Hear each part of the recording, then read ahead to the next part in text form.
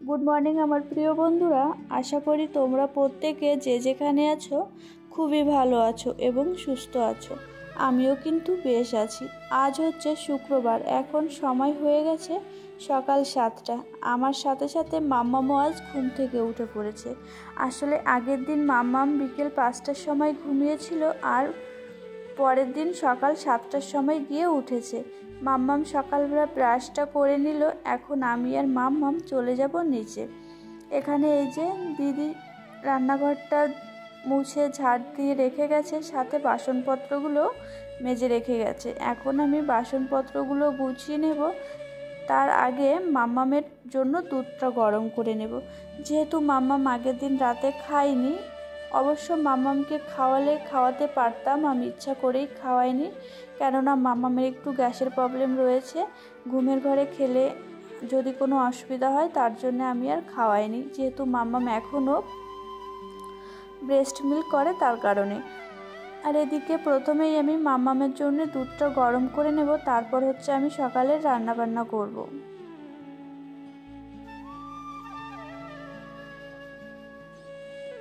আমার যেহেতু দুধটা জাল হতে একটু টাইম লাগবে, সেই সুযোগে আমি বাসনপত্রগুলো সুন্দর করে গুছিয়ে নেব। আর বাসনপত্রগুলো যেহেতু গামলার মধ্যেই রাখা হয়েছিল, বাসনপত্রে কিন্তু কোনো রকমই জল ছিল না। এই হাঁড়িটাতে আমাদের দুপুরে রান্নাবান্না করা হয়। যেহেতু দুপুরের ভাত তো আমাদের দু একজন রাতে খায়, কেননা তারা রুটি খায় না, তার জন্য দুপুরেই ভাত করে রাখা হয়। আর গতকাল এই বাসনগুলো লেগেছিল, পরিমাণে বেশি ভাত করেছিলাম তার জন্য। আর এইদিকে আমার লিকার চা করা হয়ে গেছে, তারপরে আমি বাবার জন্য দুধ চা বসিয়ে দিয়েছি। আর এখানে সকালে রান্নাবান্না করেছিলাম হচ্ছে ডাল। যেহেতু আগের দিন একটু মশলা টশলা বেশি খাওয়া হয়ে গেছে, আজ একটু ডালই রান্না করলে ভালো হয়। সাথে রান্না করা হয়েছিল লতির তরকারি। লতির তরকারিটা মা করেছিল, ডালটা আমি করেছিলাম। আর তাই ভাবলাম আমি এখন কি করি। আর মামামের বাবা বাজার থেকে এই মাছগুলো নিয়ে এসেছিল, এই মাছগুলোই আমি কেটে ফেলেছিলাম। আর এই সমস্ত মাছগুলো কাটতে না একটু ছাইয়ের প্রয়োজন হয়, কিন্তু আমাদের রান্নাবান্না যেহেতু পুরোটাই গ্যাসে করা হয়, ছাই আমরা কোথায় পাবো। তাই আমাদের বাড়িতে প্রচুর কাঠের গুঁড়ি রয়েছে, সেই গুঁড়ি দিয়েই আমরা মাছগুলো কেটে নিই। সকালের রান্নাবান্না কিছুটা মা করেছে, কিছুটা আমি করেছি। তারপরে চলে গেছি বাগানে, দেখি গাছে উচ্ছে হয়েছে নাকি, তার জন্য গিয়ে দেখি দুটো উচ্ছে হয়েছে। তারপরে এই যে সবেদা গাছটা আমাদের নতুন লাগানো হয়েছে, দেখো গাছে কি সুন্দর একটা সবেদাও রয়েছে। এই আম গাছটাও নতুন লাগানো হয়েছে, তবে আম গাছটাতে না সুন্দর পাতা ছেড়েছে। আর এই চাল কুমড়োর চারাগুলো মা দিয়েছে, মা কোথায় যেন লাগাবে তার জন্য। আর সাথে গাছে কিন্তু খুব সুন্দর 3টে ফুল ফুটেছে। তবে এই ধরনের ফুল আমি এই প্রথম দেখলাম। জবা ফুল অনেক প্রকারের দেখেছি, এই ধরনের এই প্রথম দেখলাম। সকালের খাওয়া দাওয়া করে তারপরে চলে এলাম উপরে এসে মাম্মামকে স্নান করিয়ে খাইয়ে মাম্মামের ছোটো কাকার কাছে দিয়ে এসেছি। কেননা আমি যেহেতু এখন এই জানালাটাকে ভালো করে পরিষ্কার করব, এই ধুলোর মধ্যে থাকলে মাম্মামের অসুবিধা হতে পারে, তাই বুঝে আমি মাম্মামকে মাম্মামের কাকার কাছে রেখে এসেছি। আর এই জানালাটা না আমার অনেক দিন খোলা হয় না, যেহেতু প্রচণ্ড পরিমাণে গরম পড়ছে। আর ওই জানালা দিয়ে রোদ্দুর ঢুকে ঘরটাকে খুব তাড়াতাড়ি গরম করে দেয়। আর এসি চালালেও না খুব তাড়াতাড়ি ঠান্ডা হতে চায় না, তার কারণে আমি জানালাটাকে বেশিরভাগ টাইমই বন্ধ রেখে দিই। জানালাটাকে ভালো করে ঝেড়ে ঝুড়ে নিয়ে খাটটাকে না আমি ভালো করে মুছে নিয়েছিলাম। তারপরে আবার খাটের স্ট্যান্ডগুলোও ভালো করে মুছতে হয়েছিল, যেহেতু অনেক দিন মোছা হয় না। আর প্রচণ্ড গরম লাগছিল, তার জন্য না আমি পাখাটা চালাতে পারছিলাম না। ওর জন্য আমি আগে ঘরটা ঝাড় দিয়ে নেব, তারপর হচ্ছে ধীরে ধীরে আমার বিছানাটা গোছাতে হবে। তারপরে আরও যে টুকিটাকি কাজকর্মগুলো রয়েছে সেইগুলো করে নেব।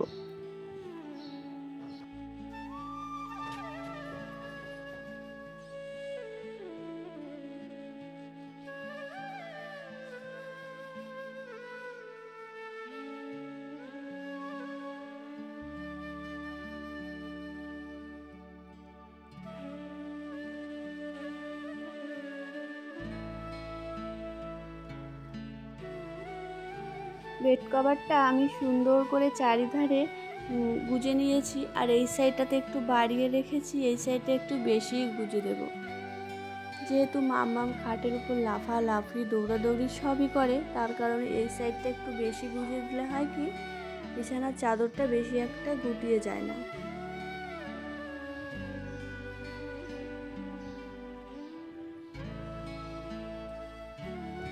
আমি এই খাটটাকে ভালো করে মুছবো, তারপরে আবার জানালাটাকে ভালো করে ঝেড়ে ঝুড়ে নেব বলে সমস্ত বালিশ কাঁথাগুলো বাইরের এই বেলকনিতে রোদে রেখে দিয়েছিলাম। রোদ থেকে এনে এখন আমি সুন্দর করে গুছিয়ে নেব।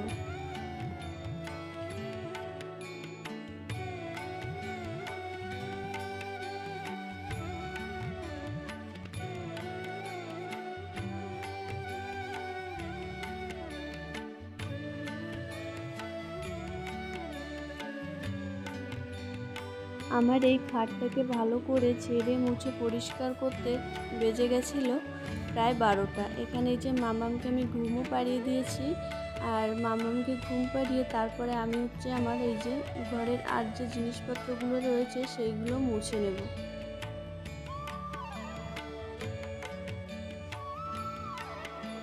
খাটটা যেহেতু প্রচণ্ড নিচু, আর প্রতিদিন না খাটের নিচে ঢোকাও যায় না, হাত বাড়িয়ে যতটা আর কি ঝাড় দেওয়া যায় ততটাই ঝাড় দেওয়া হয়। আজ আমি খাটের ওই সাইড দিয়ে এই সাইড দিয়ে ভালো করে ঝাড় দিয়েছি, তার জন্য অনেকটাই ধুলো বেরিয়েছে। আর সেই ধুলো কিন্তু বেশ ড্রেসিং টেবিলে দেখলাম ভালোই পরিমাণে রয়েছে। আর এটা হচ্ছে মাম্মামের মানি ব্যাগ, তার মধ্যে রয়েছে 3টে পেন। মাম্মাম কিন্তু এইগুলো নিয়েই খুব সুন্দর একা একা খেলা করে।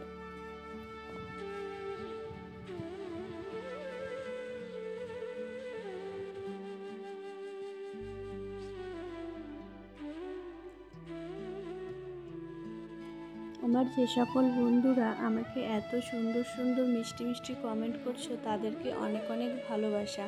আর যে সকল বন্ধুরা এখনও আমার চ্যানেলটি সাবস্ক্রাইব করোনি, অবশ্যই তোমরা আমার চ্যানেলটিকে সাবস্ক্রাইব করে আমার পরিবারের একজন হয়ে যাও। আর যে সকল বন্ধুরা চাইছো আমি তাদের পরিবারে যাই, তারা কিন্তু ছোট্ট করে একটা কমেন্ট করে আমার চ্যানেলে যেতে পারো, কেননা সেই চ্যানেলের ভিত্তিতেই আমি কিন্তু তোমাদের পরিবারে গিয়ে তোমাদের ভালোবাসা ফেরত দিয়ে আসবো।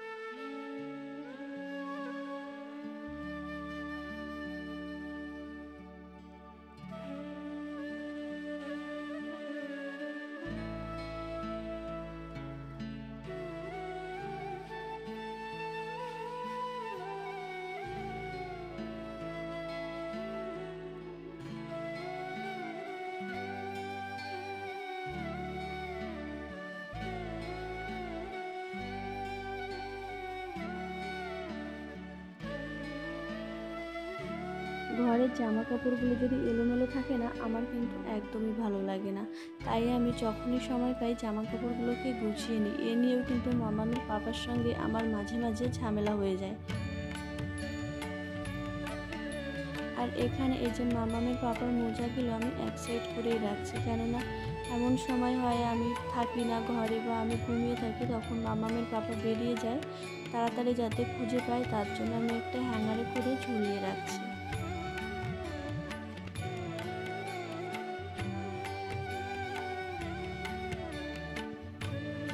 দাঁড়িয়ে আমার অনেকটাই কষ্ট হয়ে গেছে, তাই এখানে আমি এখন বসে পড়েছি মাম্মামের জামা কাপড়গুলো ভাঁজ করার জন্য। যেহেতু ছোট ছোট জামা কাপড় বসে ভাজালেই আমার মনে হয় সুবিধা হবে।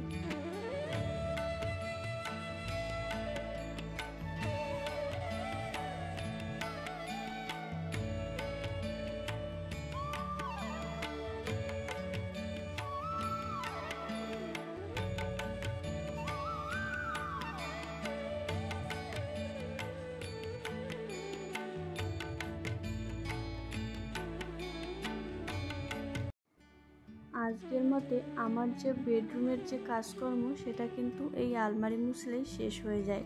তারপরে যে কাজকর্মগুলো রয়েছে সেগুলো হচ্ছে নিচে বা রান্নাঘরে।